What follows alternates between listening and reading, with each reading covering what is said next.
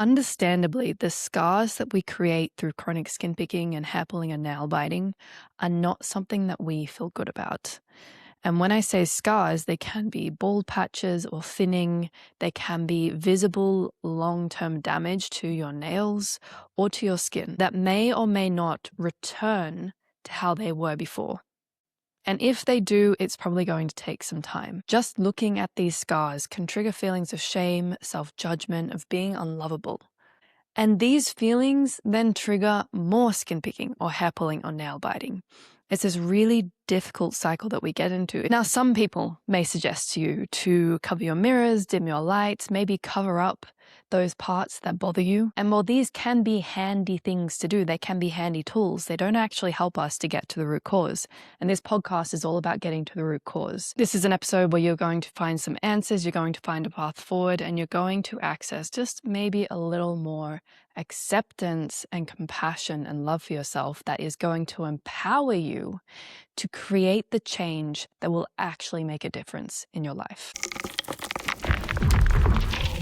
You are listening to episode 119 of Beyond Skin Picking and Hair Pulling. My name is Rafaela Marie. I'm your host. I've healed from 15 years of chronic skin picking through addressing the root cause, through treating it like an addiction. And in this podcast, I share everything that I know with you. So if you are looking to address the root cause, and if you feel like this is more of an addiction for you, you are in the right place, and I'm so happy that you're here. I also want to extend an invitation to you to share your story with me. This is an opportunity to feel deeply seen, heard, and understood, and also to receive tailored feedback and insights and guidance about what you can do right now to heal, about what one of the root causes behind skin picking, hair pulling, and nail biting might be for you. So if you're feeling drawn to that, go ahead and click on the link in the show notes. When we look at our scars, how do we react to that? What's the first thought? It's like, I wish these weren't here. I wish these scars weren't here. I would feel so much better. I wouldn't have to feel this way. I want to share with you a part of a transcript that I read in preparation for this episode. It's from a speech that Yuval Noah Harari, a historian, philosopher, and best-selling author of the book Sapiens, which maybe you have read. And this is a direct quote. "At the core of any experience of suffering is a rejection of present reality and a preference of something else, something that doesn't exist at present. You feel something, but you want to feel something else instead. You feel pain, and you want the pain to not be there." We are rejecting reality. We are rejecting the reality of the fact those scars are there, and they're not going away very quickly. And maybe they won't ever fully go away at all. I know this might be a really heavy thing to hear, but this episode is about embracing the truth and reality sometimes really fucking hurts. And I'm not going to be using toxic positivity to try and sprinkle something nice onto something that just simply isn't.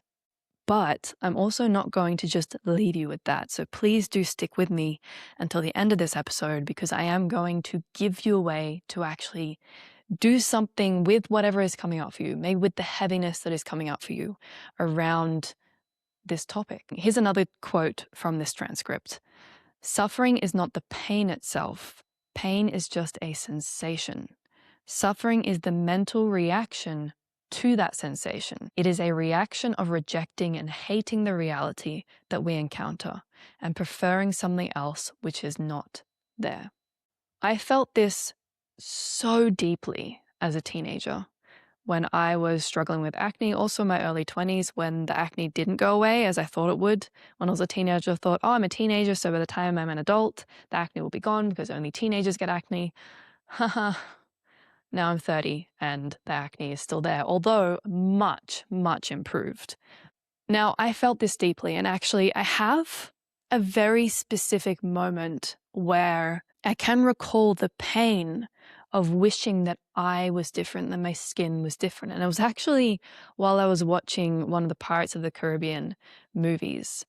And there's a mermaid in one of them. I don't know which movie it is, but there's a mermaid and she pops up out of this pool. I think it is in like some sort of rainforest thing. And this woman is gorgeous, of course. And she has absolutely flawless skin. And of course, it's also the work of makeup and all the things that go into producing a movie. But as a teenager, You don't take that into consideration. You just see, wow, she is beautiful. Her skin is flawless. And then I would compare that to me and see, oh, I am like the dirt on someone's shoe in comparison to this woman. And that sounds really harsh, but that's how it felt. That was the emotional truth for me at the time. It is not the truth, but it is how I felt. I felt so insecure and insignificant and less than. And so it made me really hate and reject the acne. And also understandably, I mean, I don't think we need to learn how to love the acne. We don't need to learn how to celebrate it and be happy that it's there. This is where we're going to get into the acceptance side of things in a moment. But it was in that moment that it really hit me.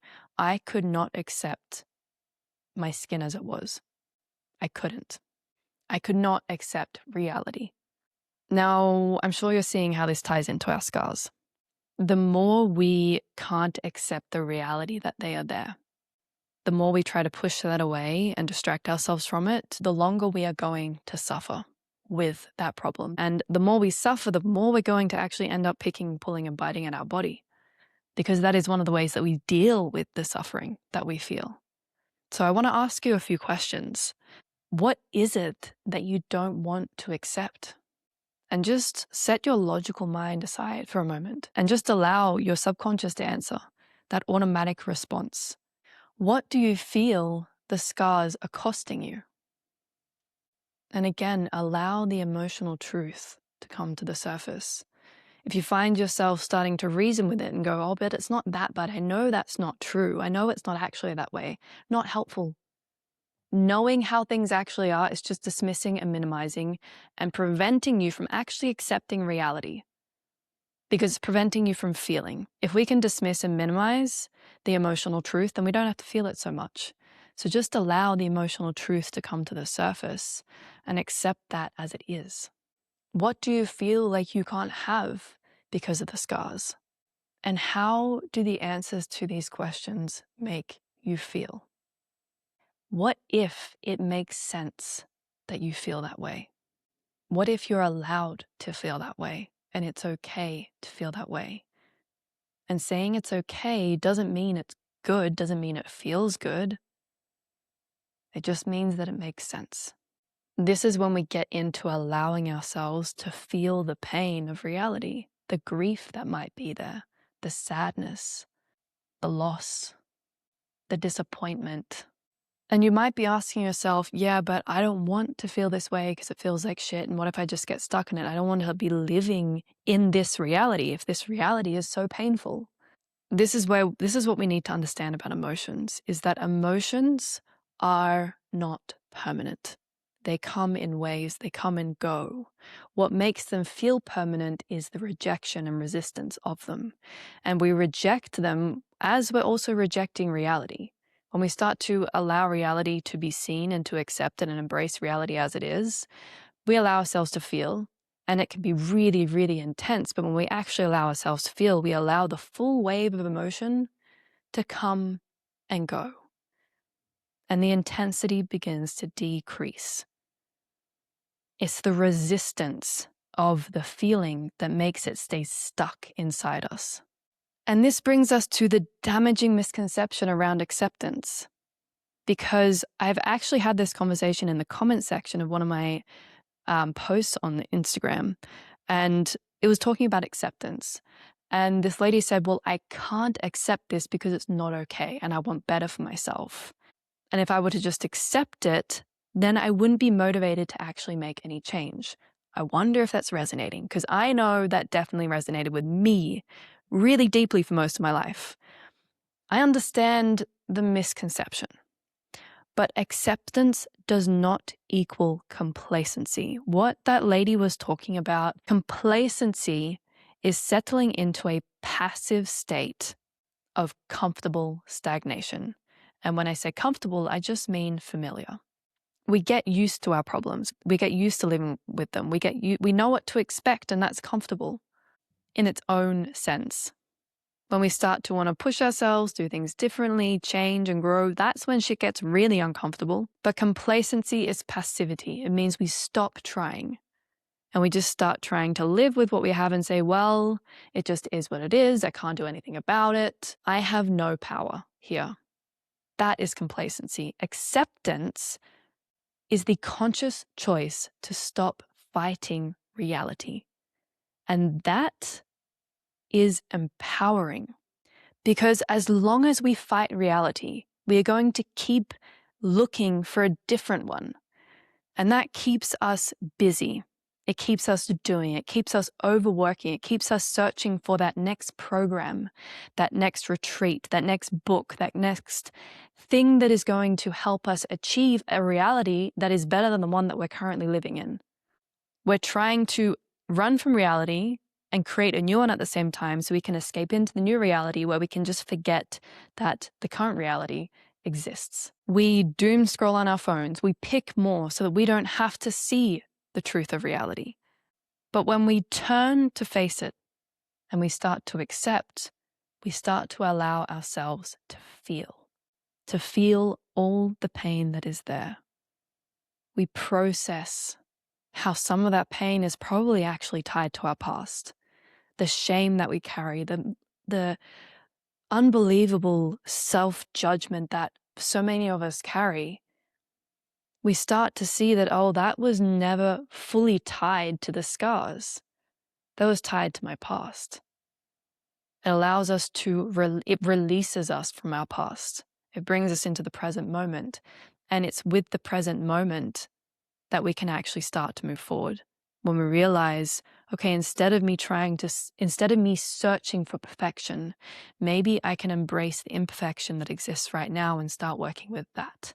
And this is actually really important in all levels of healing in different parts of our life. This is something that is especially important around trauma. From a personal place, I had a really rough upbringing. I didn't have a picture perfect childhood. I had a really rough childhood, to be honest. It's not something that I would wish on anyone ever.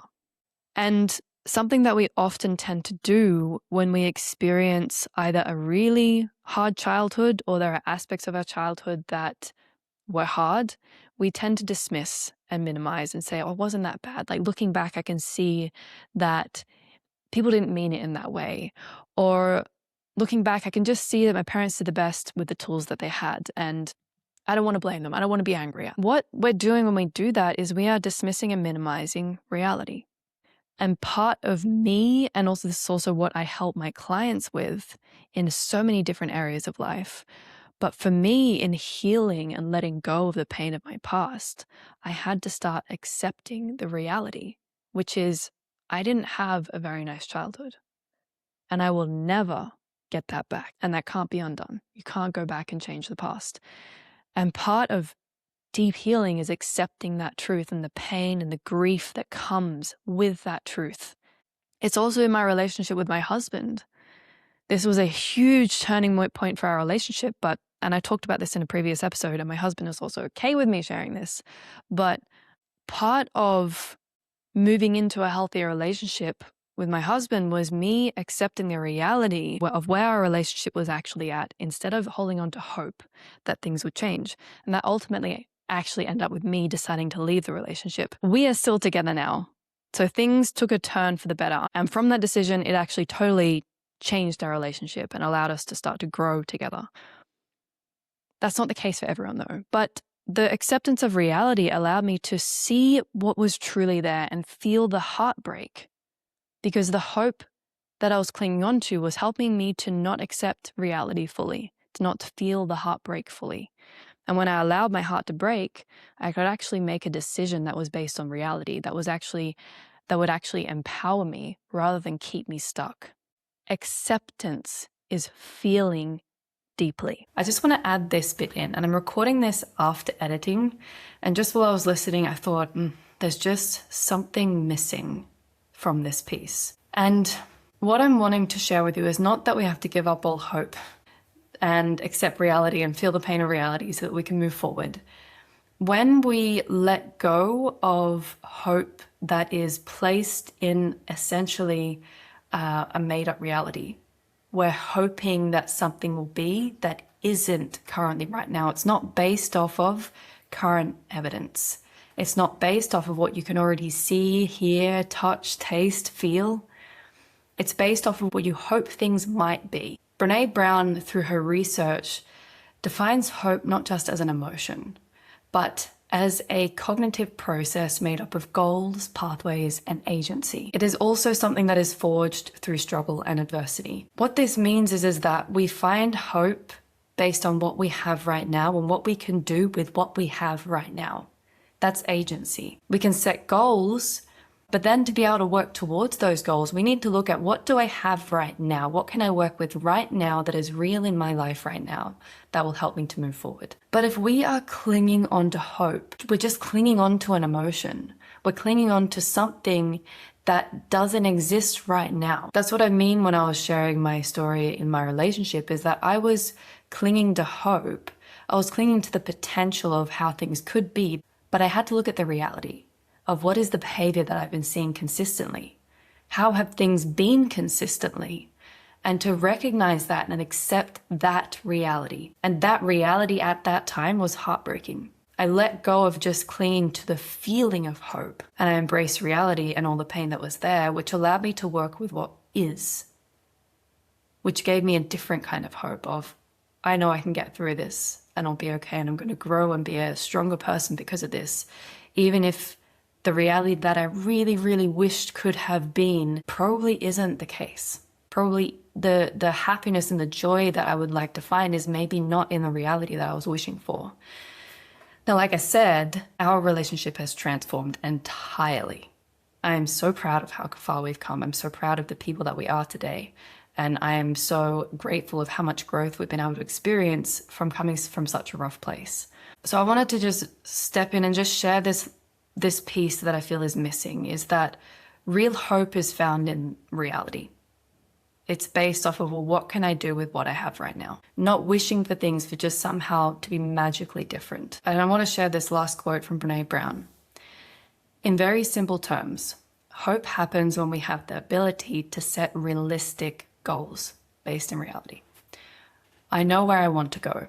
We are able to figure out how to achieve those goals, including the ability to stay flexible and develop alternative routes. I know how to get there, I'm persistent, and I can tolerate disappointment and try again. We believe in ourselves. I can do this. And I think a lot of the time, especially with these behaviors, we don't base our goals in reality.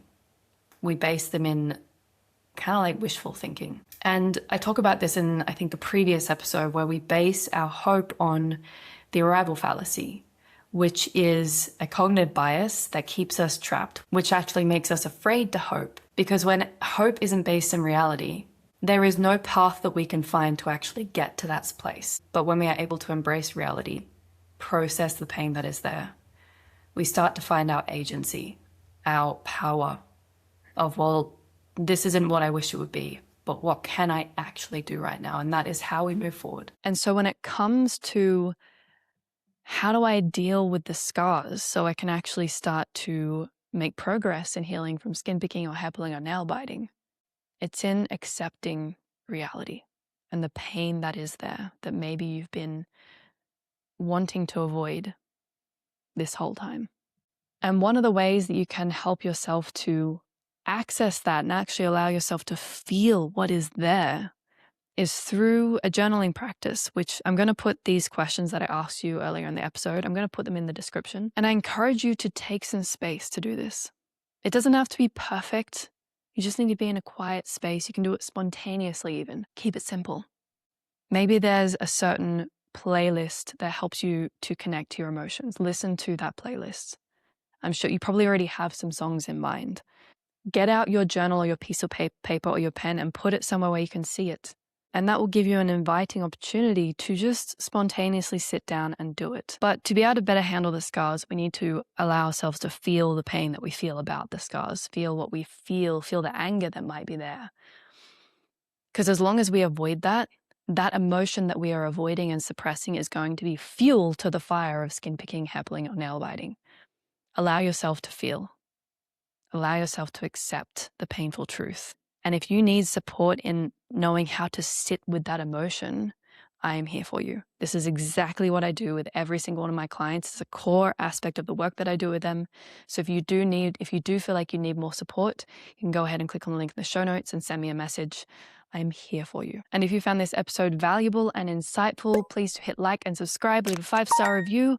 Don't forget to leave your thoughts in the comments down below. Any kind of interaction you give to this podcast really supports the work that I'm doing and pushes this content out to more people, which I super appreciate. Thank you so much for dedicating this time to listening to this episode, for dedicating it to yourself. And I so look forward to seeing you next week for the next episode of Beyond Skin Picking and Hair Pulling.